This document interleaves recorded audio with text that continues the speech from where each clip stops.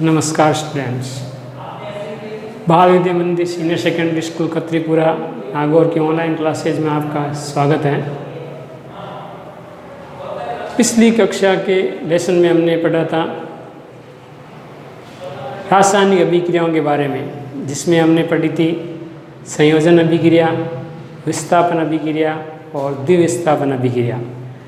साथ में उसकी पहचान करना भी बताया था हमने। संयोजन अभिक्रिया में दो या दो से अधिक तत्व मिलकर के एक उत्पाद बनाते हैं और विस्थापन में अधिक क्रियाशील तत्व कम क्रियाशील तत्व का क्या विस्थापन कर देता है, उसे विस्थापन अभिक्रिया कहते हैं।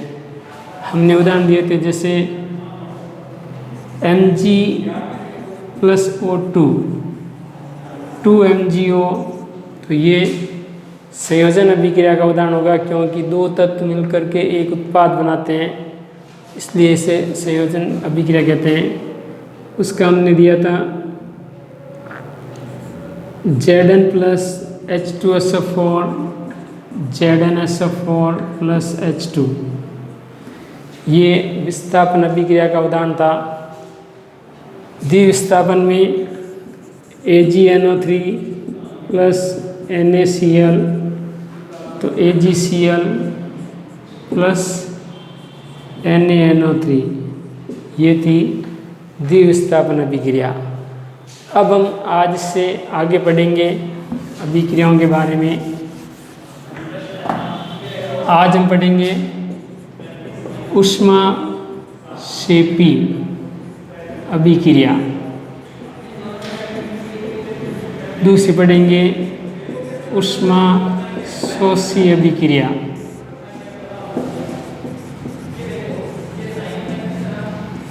दोनों की परिभाषाओं में अगर हम एक का अध्ययन करते हैं तो दूसरी परिभाषा अपने आप हो जाती है। ऊष्माक्षेपी अभिक्रिया किसे कहेंगे? ऐसी अभिक्रिया जिसमें ऊष्मा का उत्सर्जन होता है या ऊष्मा बाहर निकलती है, उसे कहते हैं ऊष्माक्षेपी अभिक्रिया। जिसमें ऊष्मा का अवशोषण होता है उसे क्या कहेंगे? ऊष्माशोषी अभिक्रिया। परिभाषा होगी ऐसी अभिक्रिया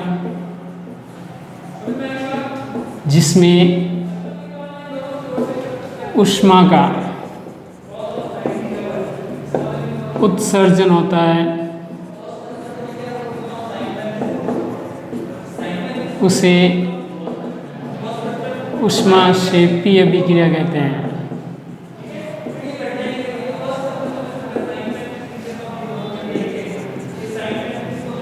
अब इसका हमें एक लिखना है उदाहरण, एग्जाम्पल। तो N2+3H2 2NH3 प्लस होगा ऊष्मा, यहाँ Fe चूर्ण,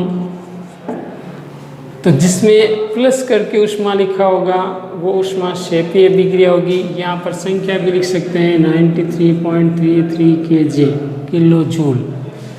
अमूमन ये ऊष्मा ही लिख देते हैं प्लस करके, तो ये ऊष्माक्षेपी अभिक्रिया होगी। इसी प्रकार एक और अभिक्रिया होती है उदासीनीकरण अभिक्रिया। उदासीनीकरण अभिक्रिया भी ऊष्माक्षेपी अभिक्रिया होती है, जिसमें NaOH+HCl अम्ल और क्षार की जो क्रिया होती है वो भी ऊष्माक्षेपी अभिक्रिया होती है, इसे उदासीनीकरण अभिक्रिया कहते हैं।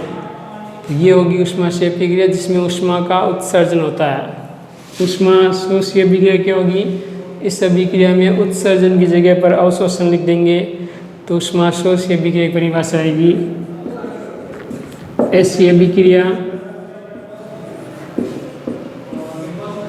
जिसमें ऊष्मा का अवशोषण होता है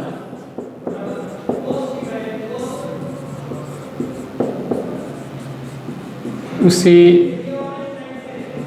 ऊष्माशोषी अभिक्रिया कहते हैं।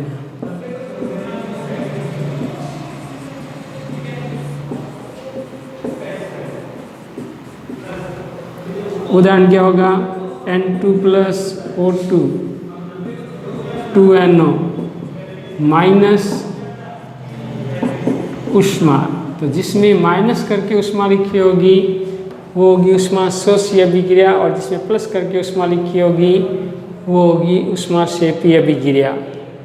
इसके अलावा इसमें एक और ध्यान रखना है कि यदि किसी पदार्थ को मिलाने पर विलयन, ये हम नोट लिख करके लिख सकते हैं, यदि पदार्थ को मिलाने पर विलयन गर्म महसूस होता है या गर्म हो जाता है तो अभिक्रिया जो होगी वो ऊष्माक्षेपी अभिक्रिया होगी, क्षेपी अभिक्रिया होती है। जैसे यदि NaOH को हम पानी में डालते हैं तो पानी गर्म हो जाता है तो वो एक ऊष्माक्षेपी अभिक्रिया होती है, जिसमें भी विलयन गर्म महसूस होगा वो ऊष्माक्षेपी अभिक्रिया होगी। और यदि विलय को मिलाने पर विलयन अगर ठंडा महसूस होता है तो अभिक्रिया जो होगी वो ऊष्माशोषी अभिक्रिया होगी।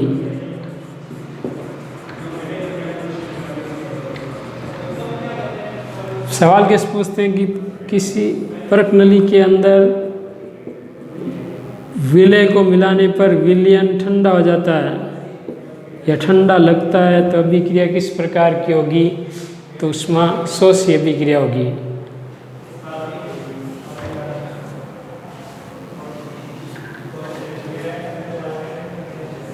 अगली हम पढ़ते हैं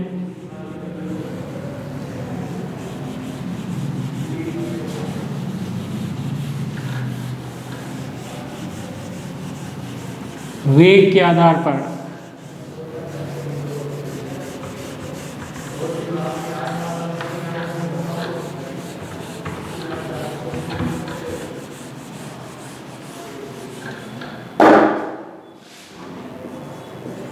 वेग के आधार पर अभिक्रियाएं।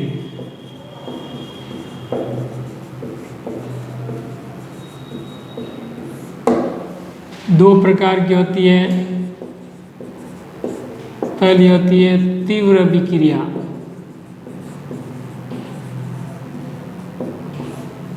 दूसरी होती है मंद अभिक्रिया।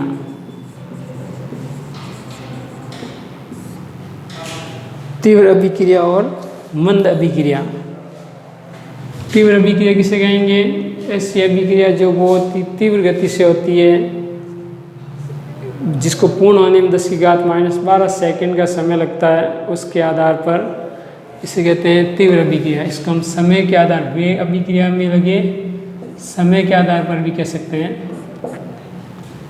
वैसी अभिक्रिया जो बहुत तीव्र गति से होती है, जिसको पूर्ण होने में 10⁻12 सेकंड का समय लगता है, उसे तीव्र अभिक्रिया कहते हैं। जैसे उदासीनीकरण अभिक्रिया, NaOH और HCl को मिलाते ही अभिक्रिया हो जाती है, तो वो बहुत ही तीव्र अभिक्रिया होती है। अभिक्रिया की परिभाषा क्या होगी? ऐसी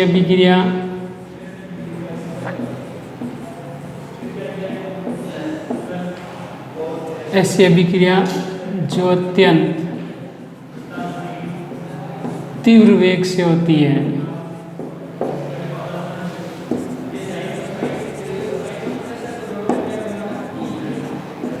उसे तीव्र अभिक्रिया कहते हैं।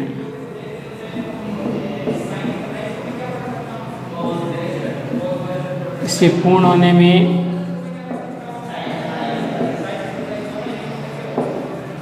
10⁻12 सेकंड का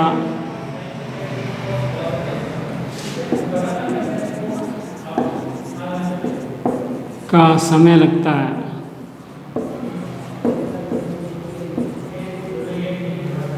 उसे कहते हैं तीव्र अभिक्रिया, जो तुरंत लगातार पूर्ण कुछ सेकंड का, कुछ घंटे का समय लगता है, उसे कहते हैं तीव्र अभिक्रिया। जैसे उदासीनीकरण अभिक्रिया,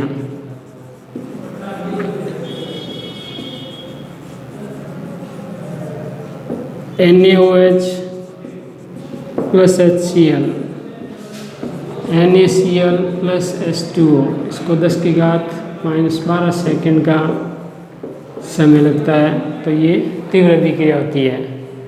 मंद अभिक्रिया ऐसी अभिक्रिया जो बहुत ही धीमी गति से होती है, या जिसको पूर्ण होने में कुछ सालों का, हफ्तों का समय लग जाता है, उसे कहते हैं मंद अभिक्रिया। ऐसी अभिक्रिया जो अत्यंत धीमी गति से होती है,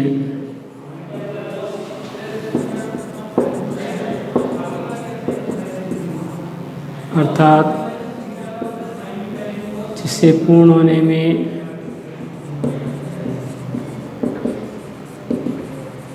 कुछ महीनों या वर्षों का समय लगता है,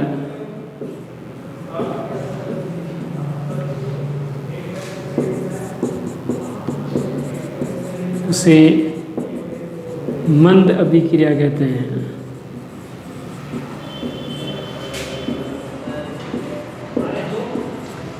उदाहरण क्या होगा?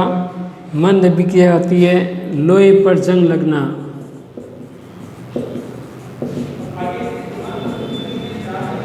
लोहे पर जंग लगना, आपको परीक्षा में इसकी अभिक्रिया का समीकरण भी पूछते हैं। लोहे पर जंग लगने की अभिक्रिया का रासायनिक समीकरण लिखिए। तो क्या होगा?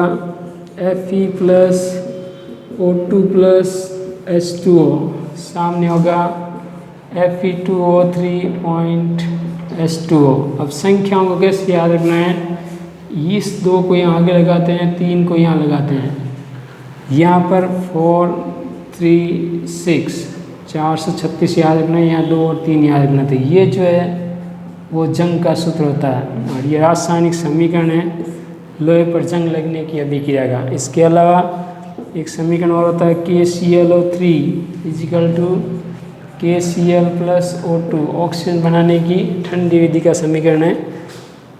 संतुलित करने के लिए यहाँ 2 लगा देते हैं, यहाँ 2 और यहाँ पर 3। तो ये होती है मंद अभिक्रिया, जिससे अभिक्रिया जिसको अत्यंत धीमी गति से होती है, उन्होंने कुछ महीनों का या वर्षों का समय लगता है, उसे कहते हैं मंद अभिक्रिया। उदाहरण होगा लोहे पर जंग लगना। उसकी समीकरण ध्यान रखना है 4Fe plus 3O2 plus 6H2O। तो ये संतुलित समीकरण होगा इसका। केवल एक समीकरण भी पूछ सकते हैं, लोहे पर जंग लगने की अभिक्रिया का समीकरण लिखिए। इसके आधार पर ये होता है, स्क्रीनशॉट ले सकते हैं।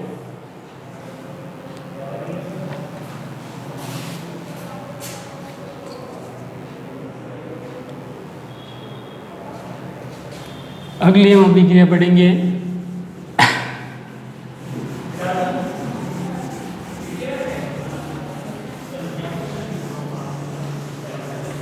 उत्क्रमणीय अभिक्रिया और अनुत्क्रमणीय अभिक्रिया।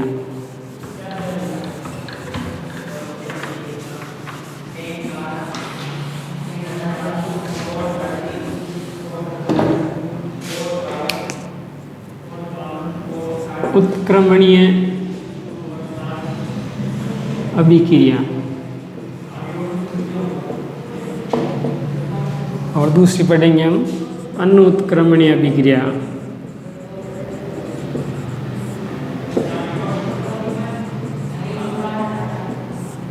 उत्क्रमणीय का मतलब क्या होता है? जिसमें दोनों दिशाओं में चलती है, और अनुत्क्रमणीय एक ही दिशा में चलती है।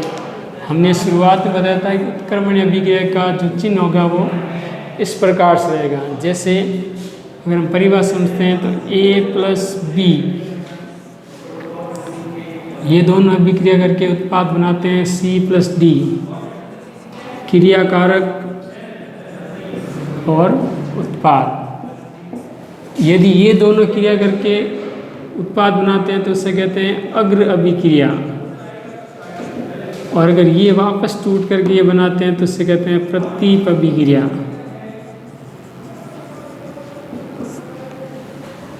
तो परिभाषा क्या होती है? ऐसी अभिक्रिया जो अग्र और प्रतीप दोनों दिशाओं में चलती है और कभी भी पूर्ण नहीं होती है, उसे कहते हैं उत्क्रमणीय अभिक्रिया। और जो अग्र दिशा में चल करके पूर्ण हो जाती है उसे क्या कहते हैं? अनुत्क्रमणीय अभिक्रिया। सवाल आता है उत्क्रमणीय अभिक्रिया और अनुत्क्रमणीय अभिक्रियाओं में अंतर बताइए। तो उत्क्रमणीय अभिक्रिया दोनों दिशाओं में चलती है, अग्र अभिक्रिया और अग्र प्रतीप अभिक्रिया अग्र दिशा में और प्रतीप दिशा में, जबकि अनुत्क्रमणीय अभिक्रिया एक दिशा में चलती है। दूसरा होगा उत्क्रमणीय अभिक्रिया कभी भी पूर्ण नहीं होती है, जबकि अनुत्क्रमणीय अभिक्रिया पूर्ण हो जाती है। परिभाषा क्या होगी? ऐसी अभिक्रिया जो अग्र व प्रतीप दोनों दिशाओं में चलती है, दोनों दिशाओं में चलती है, उसे उत्क्रमणीय अभिक्रिया कहते हैं।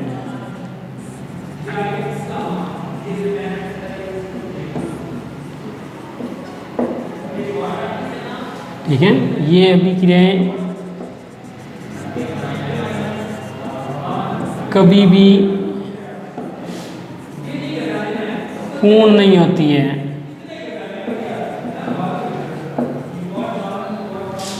ठीक है, उदाहरण में हम लिख सकते हैं अमोनिया का निर्माण, अमोनिया का निर्माण N2+3H2 2NH3 उत्प्रेरक होगा Fe चूर्ण, ताप भी होता है 350 से 400 केल्विन। ठीक है, तो ये उत्क्रमण अभिक्रिया का निशान होगा।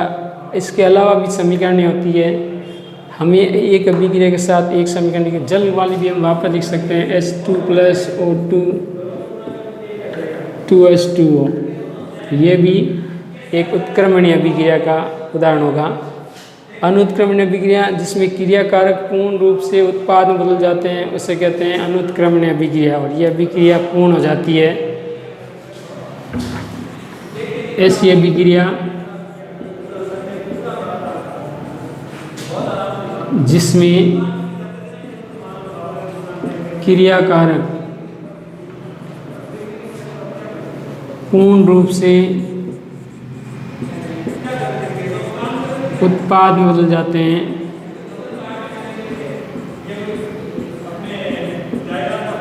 उसे अनुत्क्रमणीय अभिक्रिया कहते हैं। अनुत्क्रमणीय अभिक्रिया कहते हैं।